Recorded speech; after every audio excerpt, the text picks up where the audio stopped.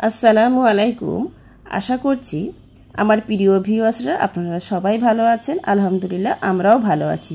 আজকে আপনাদের সঙ্গে শেয়ার করব independence day special tricolour ইডলির রেসিপি। ইডলিগুলো দেখতে যেমন সুন্দর হয়, খেতেও দারুণ মজার, স্পঞ্জি, নরম, তুলতুলে হয়। বিশেষ করে বাড়ির বাচ্চাদের জন্য ইন্ডিপেন্ডেন্স ডে উপলক্ষে আমার মতো করে এইভাবে অল্প সময়ের মধ্যেই ঝটপট ইডলি বানিয়ে দিন, বাচ্চারা ভীষণ খুশি হয়ে যাবে। আজকে রেসিপিটি ভালো লাগলে লাইক, কমেন্ট, শেয়ার করবেন। নতুন বন্ধু হলে সাবস্ক্রাইব করে পাশে থাকবেন। তাহলে আসুন এই সহজ রেসিপিটি দেখে নেওয়া যাক। প্রথমে একটা বোল নিয়ে নিয়েছি। এই বোলের মধ্যেই আমি নিয়ে নেব মেজারিং কাপের 1 কাপ সুজি। নিজেদের প্রয়োজন মতো বাড়িয়ে কমিয়ে সুজি নিয়ে নেবেন। যে কাপ মেপে সুজি নেবেন সেই কাপ মেপেই টক দই নিয়ে নেবেন। আমি মেজারিং কাপের 1 কাপ সুজি নিয়েছি, তাই 1 কাপ টক দই নিয়ে নিয়েছি। টক দই আর সুজি খুব ভালোভাবে স্পুনের সাহায্যে উল্টে পাল্টে আগে মিশিয়ে নেব। তারপর ওই টক দইয়ের কাপেই আমি 1 কাপ মতো জল নিয়েছি। অল্প অল্প করে হাফ কাপ মতো জল দিয়ে সুজি আর টক দইটাকে খুব ভালোভাবে মিশিয়ে নেব। আমি প্রথমে হাফ কাপ জল দিয়ে সুজি আর টক দইটাকে খুব ভালোভাবে মিশিয়ে নিয়ে তারপর কিন্তু রেস্টে রাখবো। দেখুন এখানে 1 কাপ নিয়েছিলাম, হাফ কাপ মতো জল আমি দিয়ে মিশিয়ে নিয়েছি। এবার ঢাকা দিয়ে রেস্টে রাখবো প্রায় আধা ঘন্টার জন্য। আপনাদের হাতে যদি কম সময় থাকে তাহলে অন্তত 15 মিনিটের জন্য রেখে দেবেন, সুজি ভিজতে দেবেন। ফিরে আসছি 30 মিনিট পর। 30 মিনিট পর এবার আমি এটাকে সরিয়ে রাখলাম। এখানে একটা ইডলি মেকার নিয়েছি। এই ইডলি মেকারেই অল্প একটু সাদা তেল দিয়ে ব্রাশের সাহায্যে খুব ভালোভাবে ঘষে ঘষে লাগিয়ে দেব, যাতে ইডলি হওয়ার পর খুব সহজেই উঠে আসে। ওই জন্য অল্প একটু সাদা তেল দিয়ে খুব ভালোভাবে ব্রাশের সাহায্যে লাগিয়ে নিলাম। ইডলি মেকার না থাকলে বাড়িতে যদি ছোট স্টিলের বাটিতে, সবার বাড়িতেই থাকে এরকম ছোট স্টিলের বাটিতেও সেমভাবে বানিয়ে নিতে পারবেন। আমি গ্যাসের চুলায় বেশ কিছুটা জল একটা পাত্রে গরম হতে বসিয়ে রেখেছি। এবার পারফেক্টভাবে ইডলির ব্যাটার রেডি করে নেব। দেখুন টক দইয়ের মধ্যে সুজি খুব সুন্দরভাবে ভিজে গেছে। এবার অল্প অল্প করে জল দিয়ে ব্যাটারটা রেডি করে নিতে হবে। আমি এখানে হাফ কাপের একটু কম জল ব্যবহার করব, যেহেতু আগেই আমি হাফ কাপ জল ব্যবহার করেছিলাম। এভাবে অল্প অল্প করে জল দিয়ে ব্যাটারটা কিন্তু রেডি করে নিতে হবে। হুপ করে বেশি জল দিয়ে দেবেন না, তাহলে ব্যাটারটা পাতলা হয়ে গেলে ইডলি কিন্তু ভালো হবে না। আমি এখানে স্বাদ মতো লবণ দিয়ে দিলাম আর কয়েক দানা চিনি দিয়ে দিলাম। যেহেতু অনেকটাই টক দই দিয়েছি তাই টেস্টকে ব্যালেন্স করার জন্য কয়েক দানা চিনি দিয়ে দিয়েছি। দেখুন অল্প একটু জল আমার থেকে গেছে। আর এখানে নিয়েছি 1 প্যাকেট ইনো। যে কোনো ফ্লেভারই ইনো নিয়ে নিতে পারেন। 1 প্যাকেট ইনো পুরোটাই দিয়ে দিয়েছি।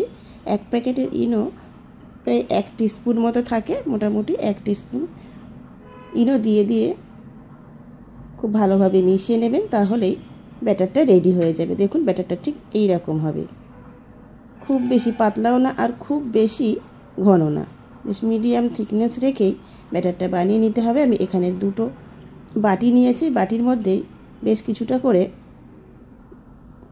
ইডলির ব্যাটার উঠিয়ে নেব।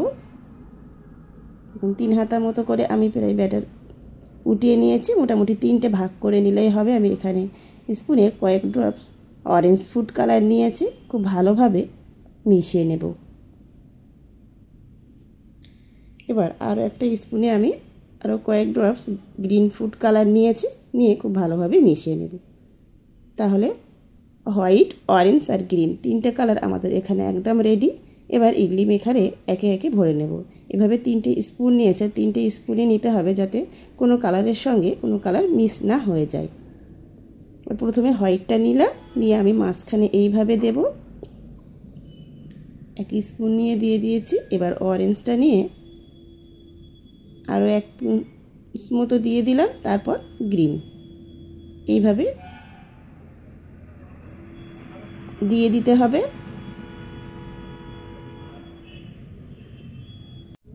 আমি যেমন একটা ইডলিতে 3টে কালারই ইউজ করছি, আপনারা চাইলে একটা ইডলিতে একটা কালার ইউজ করতে পারেন। যেমন একটা হোয়াইট, একটা অরেঞ্জ, একটা গ্রিন, এইভাবেও বানিয়ে নিতে পারেন। নিজেদের পছন্দ মতো করে বানিয়ে নেবেন। দেখতে যেমন সুন্দর হয় ইডলিগুলো, খেতেও কিন্তু দারুণ মজার হয়।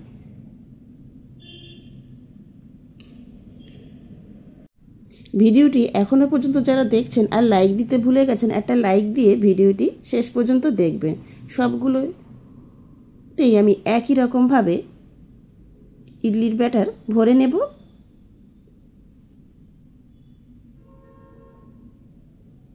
সবগুলো ভরে নিয়েছি। এবার গ্যাসের চুলায় যে আগেই জল গরম হতে বসিয়ে রেখেছি, গরম জলের মধ্যেই খুব সাবধানে ইডলি মেকারটা বসিয়ে দেব। মিডিয়াম ফ্লেমে কিন্তু ভাপিয়ে নিতে হবে। এবার ঢাকা বন্ধ করে দেব। ঢাকায় যে ছিদ্রটা ছিল সেটা আমি একটা কাগজের সাহায্যে আটকে দিয়েছি। 7 থেকে 8 মিনিট স্টিম হবার পর এবার ঢাকা খুলে নেব। স্টিকের সাহায্যে একটু চেক করে নেব। স্টিকটা আমার এখানে একদম ক্লিন এসছে, মানে এখানে আমাদের ইডলি একদম রেডি। এবার আমি খুব সাবধানে ইডলি মেকারটাকে উঠিয়ে নেব। একটু ঠান্ডা হতে দেব, তারপর ইডলি উঠিয়ে নেব। আর একটু ঠান্ডা করে নিয়েই তারপর কিন্তু উঠিয়ে নেবেন, না হলে গরম গরম ওঠাতে গেলে অনেক সময় ইডলি ভেঙে যেতে পারে। দেখুন, দেখতে যেমন সুন্দর হয়েছে খেতেও কিন্তু দারুণ মজার। আমি একটা নাইফের সাহায্যে এভাবে সাইডগুলো একটু ছাড়িয়ে নিয়েই ইডলিগুলো একে একে উঠিয়ে নেব। আপনারা চাইলে স্পুনের পিছন দিয়েও সেমভাবেও উঠিয়ে নিতে পারেন। দেখুন, একদম স্পঞ্জি আর নরম তুলতুলে হয়েছে। প্রত্যেকটা আমি একে একে উঠিয়ে নেব।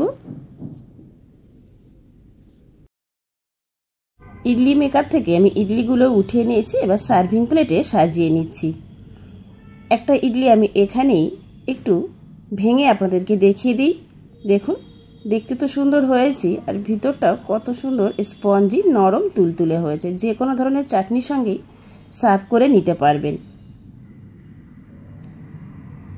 দেখুন, একদম নরম তুলতুলে। আমি আমার পছন্দ মতো প্লেটটাকে সাজিয়ে নিচ্ছি আর গ্রিন চাটনির সঙ্গে সার্ভ করে নিলাম।